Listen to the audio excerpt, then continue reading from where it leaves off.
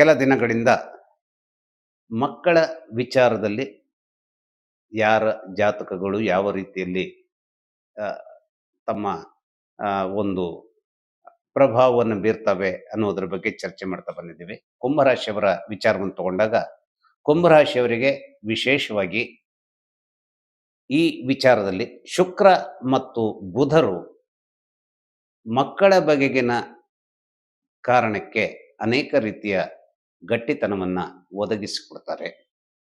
ಯಾಕೆಂದರೆ ಇವರಿಬ್ಬರು ಕೂಡ ಈ ಜಾತಕದವರಿಗೆ ಯೋಗಕಾರಕರೇ ಆಗಿದ್ದಾರೆ.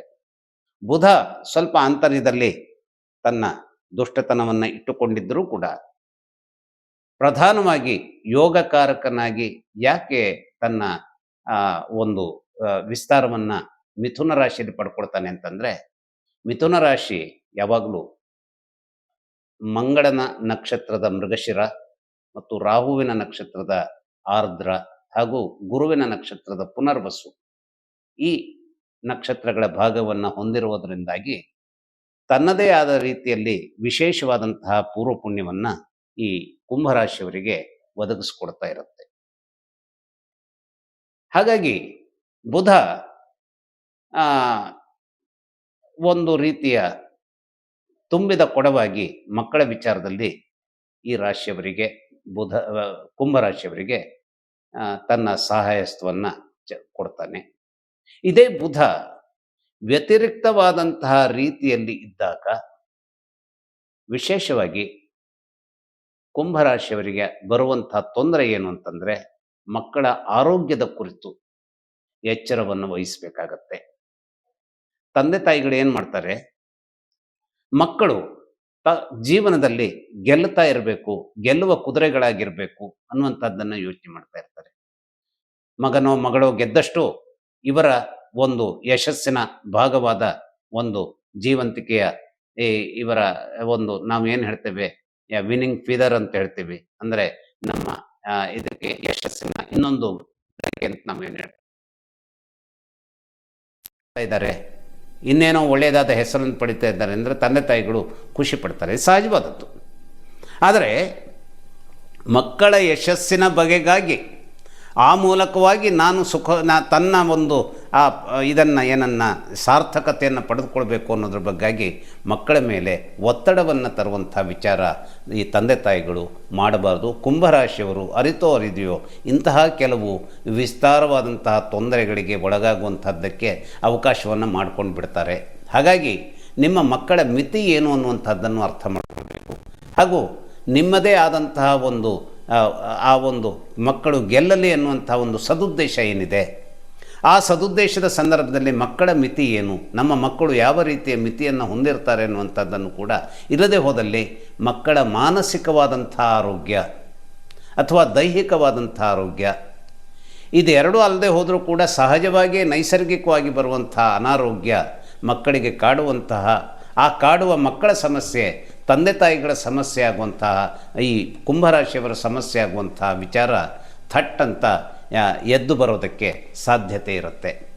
ಹಾಗಾಗಿ ಜೀವನದಲ್ಲಿ ಮಕ್ಕಳ ಸಂಬಂಧವಾಗಿ ಒತ್ತಡದಲ್ಲಿ ಮಕ್ಕಳ ಮನಸ್ಸುಗಳು ಇರುತ್ತವೆ ಅನ್ನುವಂಥದ್ದನ್ನು ತಿಳಿದುಕೊಳ್ಳುವಂಥ, ಯಾಕಾಗಿ ಇರುತ್ತೆ ಅನ್ನುವಂಥದ್ದನ್ನು ತಿಳಿದುಕೊಳ್ಳುವಂಥ, ಅಥವಾ ಇಂಥ ಒತ್ತಡಕ್ಕೆ ಮಕ್ಕಳನ್ನು ತಳ್ಳಬಾರ್ದು ಅನ್ನುವಂಥ ವಿಚಾರದತ್ತ ತಂದೆ ತಾಯಿಗಳು ಬಹಳಷ್ಟು ಎಚ್ಚರದಲ್ಲಿ ಇರಬೇಕು. ಮಕ್ಕಳು ಎಲ್ಲಿ ಒತ್ತಡವನ್ನು ನಿರ್ಮಿಸಿಕೊಳ್ಳಬಹುದು ಇದು ಒಂದೇ ಅಲ್ಲ, ಮಕ್ಕಳು ಎಲ್ಲಿ ಓಡಾಡುತ್ತಾರೋ ಅವರ ಸ್ಕೂಲೇ ಇರಲಿ ಅಥವಾ ಅವರು ಯಾರ ಜೊತೆಗೆ ಯಾವ ಸ್ನೇಹ ವಲಯದಲ್ಲಿ ಇದ್ದಾರೆ ಅನ್ನುವುದರ ಬಗೆಗಾಗಿರಲಿ, ಅಥವಾ ಯಾವ ಕಾರಣಕ್ಕಾಗಿ ಅವರು ಓಡಾಡುವ ಸ್ಥಳದಲ್ಲಿನ ಕೆಲವು ಜನರು ಮಕ್ಕಳಿಗೆ ತೊಂದರೆಯನ್ನು ತರಬಹುದು ಅನ್ನುವಂಥದ್ದನ್ನು ತಿಳಿದುಕೊಳ್ಳುವುದಕ್ಕಾಗಲಿ ತಂದೆ ತಾಯಿಗಳು ಹೆಚ್ಚಿನ ಮುತುವರ್ಜಿಯನ್ನು ವಹಿಸಬೇಕು. ಕೆಲವು ಕೆಟ್ಟ ಸ್ನೇಹಿತರಿರ್ತಾರೆ, ಆ ಕೆಟ್ಟ ಸ್ನೇಹಿತರು ತಮ್ಮ ಮಕ್ಕಳ ಭವಿಷ್ಯವನ್ನು ಹಾಳು ಮಾಡಬಹುದು. ಹಾಗಾದರೆ ಅದನ್ನು ಹೇಗೆ ತಪ್ಪಿಸಬೇಕು ಅನ್ನುವಂಥದ್ರ ಬಗೆಗೂ ಕೂಡ ಎಚ್ಚರವನ್ನು ವಹಿಸಬೇಕು. ಇವತ್ತಿನ ಕಾಲ ಹೇಗಿದೆ ಅಂದರೆ ತಂದೆ ತಾಯಿ ಇಬ್ಬರೂ ಕೂಡ ಅವರವರದೇ ಆದಂತಹ ಕೆಲಸಗಳಲ್ಲಿ ಸಹಜವಾದದ್ದು. ಇವತ್ತು ನಾವು ಯಾವ ಕಾಲದಲ್ಲಿದ್ದೇವೆ ಅಂತಂದರೆ, ನಾವು ಎಲ್ಲ ಜೀವನದ ಸಂದರ್ಭದ ವಿಚಾರವಾಗಿ ಸಕಾರಾತ್ಮಕವಾಗಿ ಯೋಚಿಸ್ತಾ ಇರುವ ಸಂದರ್ಭದಲ್ಲಿಯೇ ಇವತ್ತು ಹಣ ಬೇಕು, ಎಲ್ಲರಿಗೂ ಹಣ ಬೇಕು. ಅದನ್ನ ತಪ್ಪು ಅಂತ ಹೇಳ್ತಾ ಇಲ್ಲ. ಇವತ್ತು ಹಣದ ವಿಚಾರ ಏನಿದೆ ಗ್ಲೋಬಲೈಸೇಷನ್ ಸಂದರ್ಭದಲ್ಲಿ ಹಣ ಇದ್ದರೆ ಮಾತ್ರ ಒಂದು ತೂಕ ಇರುತ್ತೆ. ಇದಕ್ಕೆ ಅಪವಾದಗಳು ಇದ್ದಿರಬಹುದು. ಆದರೆ ಇವತ್ತು ಹಣದ ಬಗೆಗಾಗಿ ನಾವು ಯೋಚನೆ ಮಾಡುವಂತ ಸಂದರ್ಭದಲ್ಲಿ ತಂದೆ ತಾಯಿಗಳು ಸಹಜವಾಗಿಯೇ ತಮ್ಮ ತಮ್ಮ ಕೆಲಸದಲ್ಲಿ ನಿರತರಾಗಿರುವಾಗ ಮಕ್ಕಳ ಬಗೆಗಿನ ಕಾಳಜಿಯನ್ನ ಕೊಡಬೇಕಾದಂತಹ ಸಂದರ್ಭಗಳು ತಪ್ಪು ಹೋಗ್ತವೆ. ಹಾಗಾದ್ರೆ ಇದನ್ನ ಹೇಗೋ ಒಂದು ಜತನದಿಂದ ನಿರ್ವಹಿಸಬೇಕಾದಂತಹ ಒಂದು ಎಕ್ಸ್ಟ್ರಾ ಎನರ್ಜಿಯನ್ನು ಕೂಡ ಮಕ್ಕಳ ಬಗೆಗಾಗಿ ಹೊಂದಬೇಕಾಗತ್ತೆ. ಅಥವಾ ನಾವು ಸ್ಕೂಲ್ನಲ್ಲಿ ಇರುವಂತವರು ಟೀಚರ್ ಮತ್ತು ಆ ಯಾವುದೋ ಒಂದು ಆ ವಿದ್ಯಾಸಂಸ್ಥೆಯ ಆ ಒಂದು ಆಡಳಿತ ವರ್ಗ ಮಾತ್ರ ಅಂತ ತಿಳ್ಕೊಳ್ಬಾರ್ದು. ಆ ಸ್ಕೂಲ್ನಲ್ಲಿಯೂ ಇತರರ ಹಸ್ತಕ್ಷೇಪ ಇರುತ್ತೆ. ಆ ಇತರರ ಹಸ್ತಕ್ಷೇಪ ಇರುವಾಗ ಅವರು ಮಕ್ಕಳನ್ನ ಯಾವ ರೀತಿಯಲ್ಲಿ ಉಪಯೋಗಿಸ್ಕೊಳ್ತಾರೆ, ಮಕ್ಕಳನ್ನ ಭ್ರಾಂತಿಗೆ ಒಡ್ಡುವುದರ ಮೂಲಕವಾಗಿ ಹೇಗೆ ಮಕ್ಕಳನ್ನ ಸೆಳೆದುಕೊಳ್ತಾರೆ, ಇವು ಕೂಡ ಮುಖ್ಯವಾಗಿರ್ತವೆ. ಯಾವುದೇ ಸ್ಕೂಲ್ಗಳು, ಯಾವುದೇ ಕಾಲೇಜುಗಳು ತಾವು ಎಲ್ಲ ರೀತಿಯ ರಕ್ಷೆಗಳನ್ನ ಮಕ್ಕಳಿಗೆ ಕೊಡ್ತೇವೆ ಅನ್ನುವಂಥದ್ದನ್ನು ಹೇಳ್ತಾ ಇದ್ರು ಕೂಡ ಇವತ್ತಿನ ಆಂಟಿ ಸೋಷಿಯಲ್ ಇದು ಎಲಿಮೆಂಟ್ಸ್ ಹೇಗಿರ್ತವೆ ಅಂತಂದ್ರೆ ಇವೆಲ್ಲವನ್ನೂ ಮೀರಿ ಮಕ್ಕಳನ್ನ ಸೆಳೆದು ಬಿಡಬಹುದಾದಂತಹ ಒಂದು ಕ್ರಿಯೆಯಲ್ಲಿ ತೊಡಗಿರ್ತಾರೆ. ಹಾಗಾದ್ರೆ ಆ ಮಕ್ಕಳನ್ನ ಯಾವ ರೀತಿಯಲ್ಲಿ ಉಪಯೋಗಿಸ್ಕೊಳ್ತಾರೆ?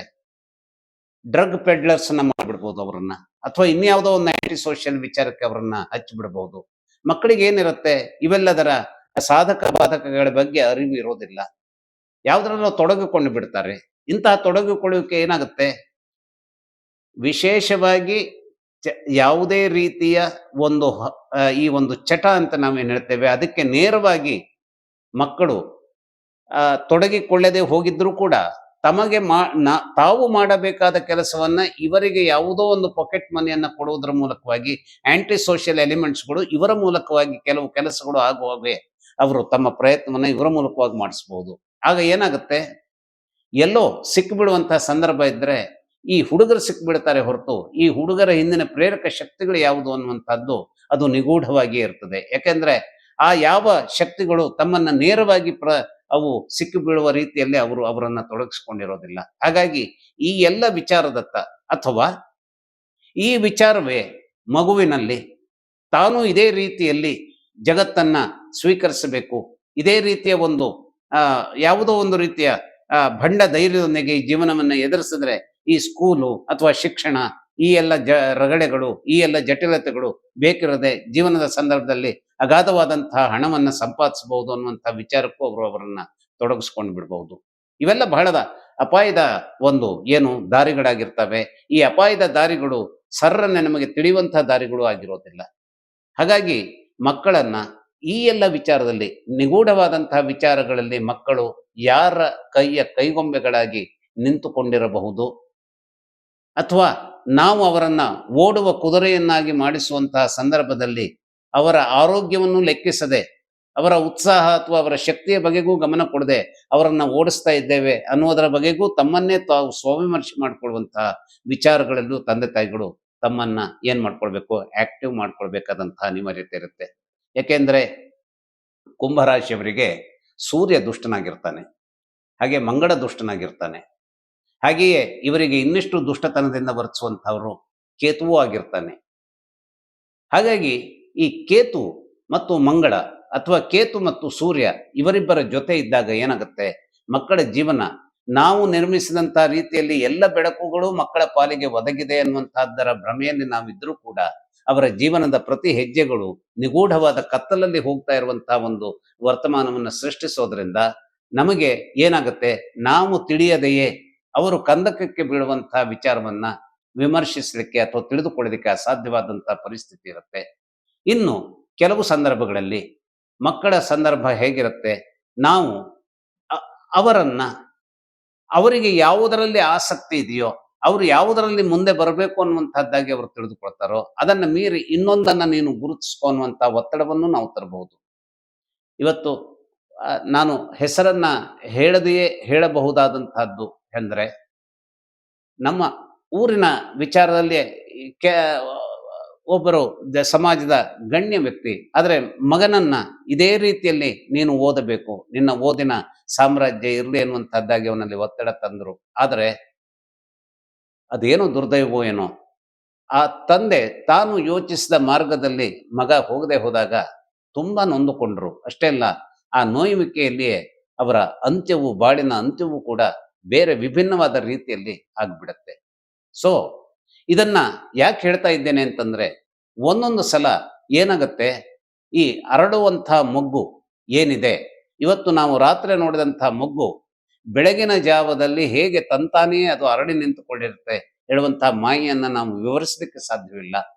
ಯಾವುದೋ ಒಂದು ಜೈವಿಕವಾದಂತಹ ಒಂದಿಷ್ಟು ಆಕ್ಟಿವೇಶನ್ಸು, ಟ್ರಿಗರಿಂಗು ಅದನ್ನ ಏನ್ ಮಾಡುತ್ತೆ, ಸೂರ್ಯನ ಬೆಳಕೋ, ಹೊಸದಾಗಿ ಬಂದಂತಹ ಸೂರ್ಯನ ಬೆಳಕೋ, ಅಥವಾ ರಾತ್ರಿಯೇ ನಡೆಯಬಹುದಾದಂಥ ನಮ್ಮ ಅರಿವಿಗೂ ಬಾರದೆ ಹೋದಂತಹ ಅನೇಕ ಸಂವೇದನೆಗಳು ಆ ಮೊಗ್ಗನ್ನ ಅರಳುವಂತೆ ತಂತಾನೆಯೇ ನ್ಯಾಚುರಲ್ ಆಗಿ ಅರಳುವಂತೆ ಅದು ಮಾಡುತ್ತೆ ಹೊರತು, ಅದು ಒತ್ತಡದಿಂದ ನಾವು ಅದನ್ನ ಮೊಗ್ಗನ್ನ ಅರಳಿಸ್ಲಿಕ್ಕೆ ಹೋದದ್ದೇ ಆದ್ರೆ ಆ ಮೊಗ್ಗೇನಾಗತ್ತೆ, ಹೂವಾಗಿ ಅರಳದೆಯೇ ಅಲ್ಲೇ ತನ್ನ ಇಡೀ ಅಸ್ತಿತ್ವವನ್ನ ಹಾಳು ಮಾಡಿಕೊಂಡು ಉರುಳಿ ಬೀಳುವಂತ ಸನ್ನಿವೇಶ ನಿರ್ಮಾಣವಾಗ್ಬಿಡ್ಬಹುದು. ಹಾಗಾಗಿ ಮೊಗ್ಗು ಮೊಗ್ಗು ತಾನಾಗಿಯೇ ಅರಳಬೇಕಾದಂತಹ ವಿಚಾರವನ್ನ ತಂದೆ ತಾಯಿಗಳು ಸೃಷ್ಟಿಸಬೇಕು.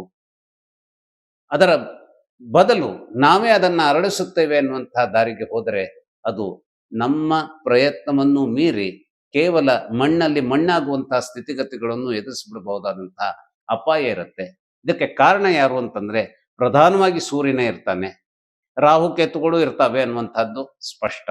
ಹಾಗಾಗಿ ಮಕ್ಕಳ ಜೀವನ ಪರಿಪೂರ್ಣವಾದಂತಹ ರೀತಿಯಲ್ಲಿ ಹೋಗಬೇಕು. ಇದು ಹೋಗ್ತಾ ಇಲ್ಲ ಅಂತಾದ್ರೆ ಮಕ್ಕಳು ಏನಾಗಬೇಕೋ ಅವರು ಅವರೇ ರೀತಿಯಲ್ಲಿಯೇ ಹೋಗುವಂತಹ ಒಂದು ಕ್ರಿಯೆಗೆ ನಿಮ್ಮ ಸಹಾಯವನ್ನು ಕುಂಭರಾಶಿಯವರು ಪರ್ಟಿಕ್ಯುಲರ್ಲಿ ಕೊಡ್ಲಿ. ಆಗ ಏನಾಗುತ್ತೆ, ಕುಂಭರಾಶಿಯವರ ರಾಶಿಯ ದ್ಯೋತಕವಾದಂತಹ ತುಂಬಿದ ಒಂದು ಕುಂಭ ಏನಿದೆ ಅದು ನಡನಡಿಸುವಂತಹ ಚಿನ್ನದ ಕುಂಭವಾಗಿ ಪರಿವರ್ತನೆ ಆಗಲಿಕ್ಕೆ ಮಕ್ಕಳ ಮೂಲಕವಾಗಿಯೂ ಸಾಧ್ಯವಾಗುವಂತಹ ಸನ್ನಿವೇಶ ವರ್ತಮಾನ ನಿರ್ಮಾಣವಾಗುತ್ತೆ. ಹಾಗಾಗಿ ಯಾವುದೇ ಕ್ಲಿಷ್ಟತೆ ಇರಲಿ, ಈ ಕ್ಲಿಷ್ಟತೆ ಎನ್ನುವುದು ಇರದೆಯೇ ಬದುಕು ಇರೋದಿಲ್ಲ. ಸವಾಲನ್ನ ಪ್ರತಿ ನಿಮಿಷದಲ್ಲಿಯೂ ಎದುರಿಸಬೇಕಾದಂತಹದ್ದು ಇದ್ದಿದ್ದೇ. ಆ ಎದುರಿಸುವ ಸಂದರ್ಭದಲ್ಲಿ ಖಂಡಿತವಾಗಿ ನಿಮ್ಮ ಜೊತೆ ದೇವರ ರಕ್ಷೆ ಇದೆ. ನಮಸ್ಕಾರ.